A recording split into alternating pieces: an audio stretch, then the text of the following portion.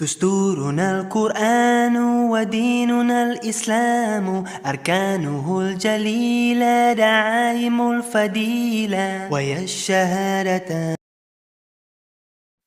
السلام عليكم ورحمة الله وبركاته.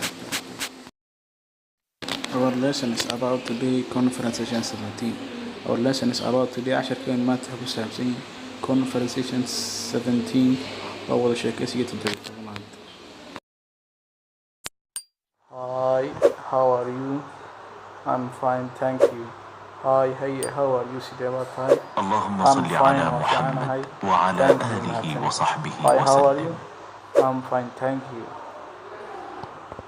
Nowadays you seem sad and gloomy. What is matter with you? What is matter? English is difficult for me. Nowadays maalmahan you seem waxaad muuqataa sad mid mugaleeda and gloomy oo murugaysan. What is matter with you? Maxaa kaa khaldan? English is difficult for me. Ingiriisiga ay adag. Nowadays you seem gloomy and sad. What is matter? English is difficult for me. What do you like to advise me? English is not difficult, it's very easy. It needs constant practice. Try to make always practice. What do you like to advise me? maxaad igula talin lahayd yaad igu waanin lahayd aniga? English is not difficult maadka. It is very easy. aad bay fududahay.